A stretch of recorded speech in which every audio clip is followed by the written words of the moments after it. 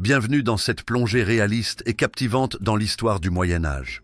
Une époque fascinante, souvent idéalisée par les films et les livres, remplie de chevaliers en armure, de dames courtoises, de romantisme médiéval, de châteaux, de dragons et d'amour courtois. Mais la réalité était tout autre. Pour la majorité des gens, le Moyen-Âge était angoissant, sale, laborieux et franchement très dangereux. Vous allez découvrir pourquoi il était peu probable de survivre ou de prospérer longtemps pendant cette période trouble et pourquoi la mort survenait souvent bien plus vite que dans nos sociétés modernes. N'oubliez pas de vous abonner à la chaîne, d'activer la cloche de notification pour ne rien manquer de nos vidéos sur l'histoire médiévale. Imaginez un instant que vous soyez transporté par un glissement temporel en Angleterre au XIVe siècle. La première chose qui vous frapperait, c'est que vous ne comprendriez rien à ce que les gens disent. Les gens ordinaires parlent en moyen anglais, l'élite parle français et le clergé s'exprime en latin ecclésiastique. Si vous ne maîtrisez que l'anglais moderne, vous capteriez peut-être quelques mots, mais tenir une conversation intelligible serait tout simplement impossible, un vrai choc culturel. Maintenant, si vous avez la malchance d'être une femme à cette époque, votre vie serait encore plus difficile. D'après les textes religieux, principalement les écrits de saint Paul, les femmes étaient considérées comme moralement faibles, reléguées à un statut subordonné, obligées de se taire à l'église et de vivre sous l'autorité de leur mari. Pour les femmes paysannes, la charge domestique était écrasante. Elles faisaient la lessive, la cuisson, tissaient, s'occupaient du bétail, des enfants et travaillaient aux champs.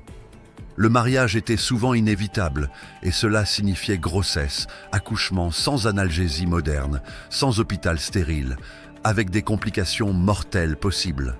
En Florence des années 1420, une femme sur 5, 20%, mourait en couche. Il était courant qu'elles écrivent leur testament avant l'accouchement, tant l'angoisse de la mort était omniprésente.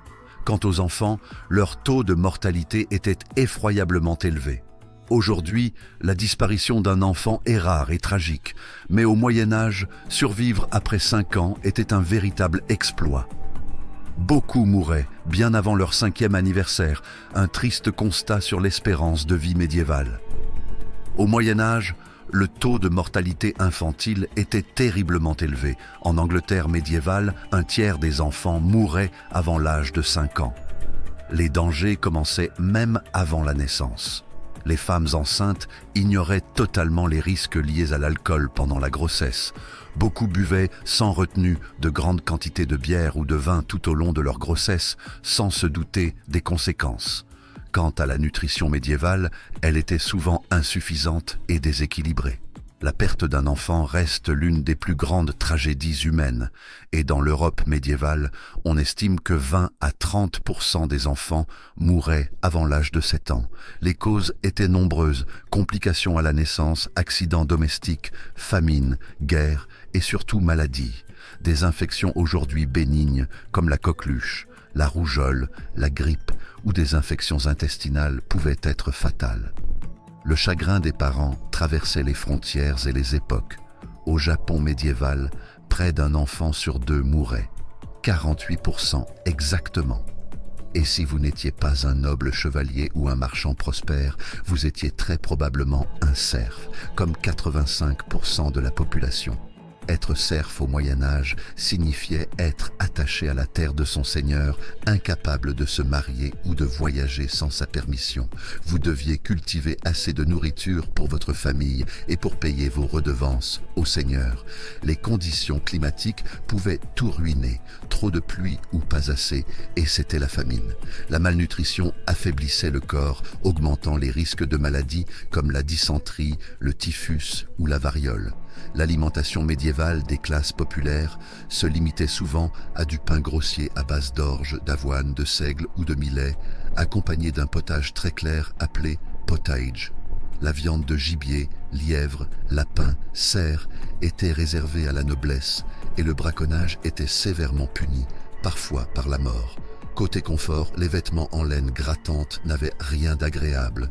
Les maisons, souvent en bois et torchis, n'avaient qu'une ou 2 pièces, rarement une cheminée et de minuscules fenêtres.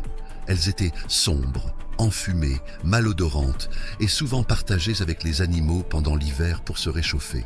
Sans chauffage central, sans électricité, sans eau courante, il n'est pas étonnant que la durée de vie moyenne ait été si courte. Entre 1330 et 1479, un homme vivait en moyenne 24 ans et une femme 33 ans.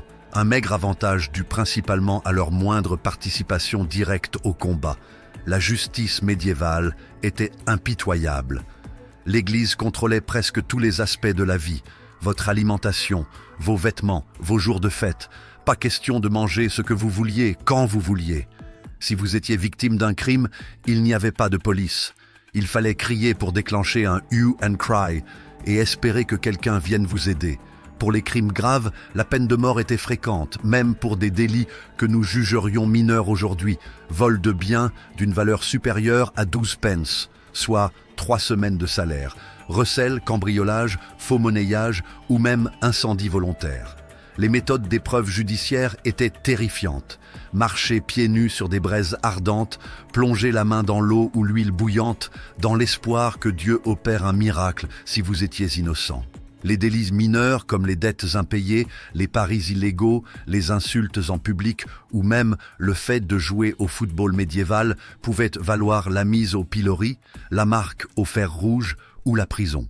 Mais attention, les prisons médiévales étaient insalubres, surpeuplées, et beaucoup y mouraient de faim ou de maladie.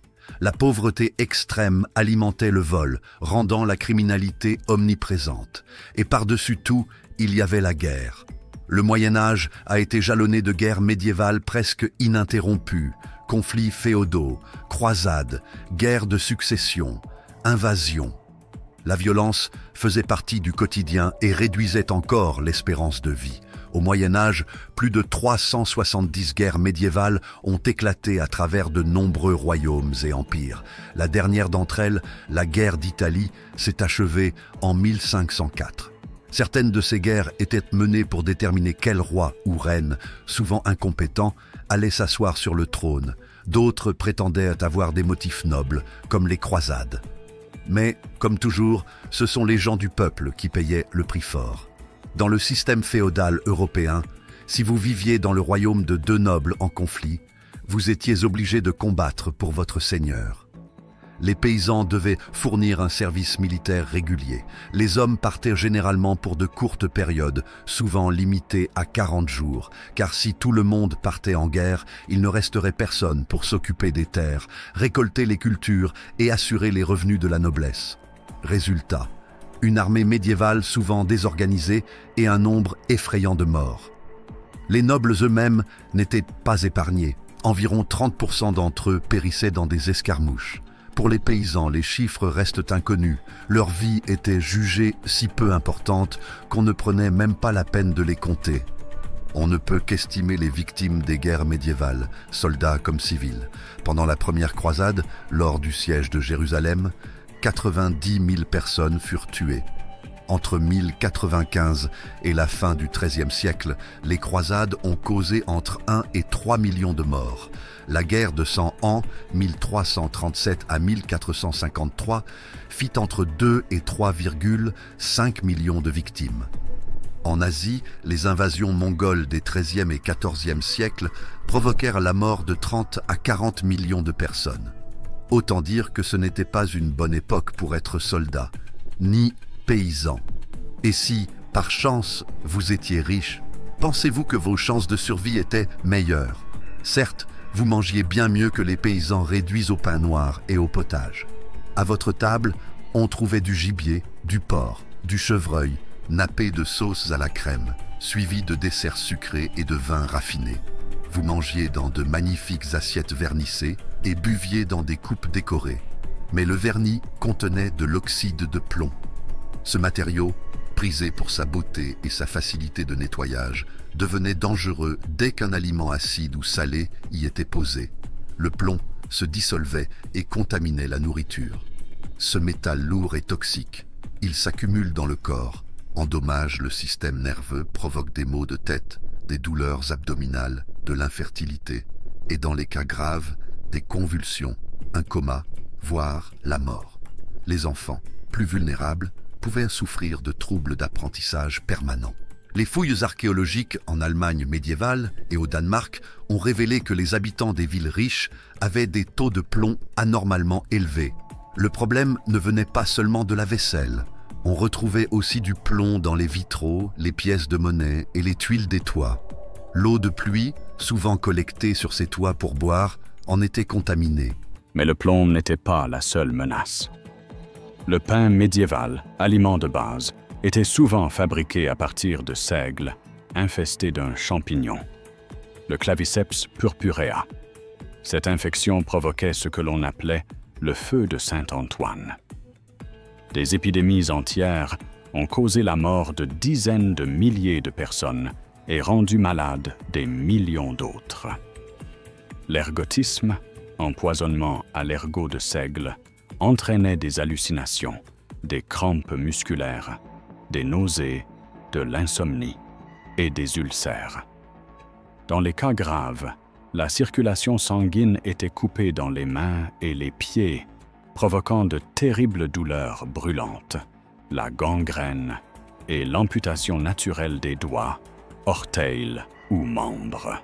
Certains historiens pensent que ces intoxications expliqueraient les fameuses épidémies dansantes des XIVe au XVIIe siècle, où des groupes entiers, parfois des milliers de personnes, se mettaient à danser frénétiquement dans les rues, jusqu'à l'effondrement par épuisement ou blessure. Merci d'avoir suivi cet épisode sur la vie au Moyen Âge. Si vous aimez plonger dans l'histoire réelle, loin des clichés, abonnez-vous, activez la cloche de notification et rejoignez-nous la semaine prochaine pour un nouvel épisode.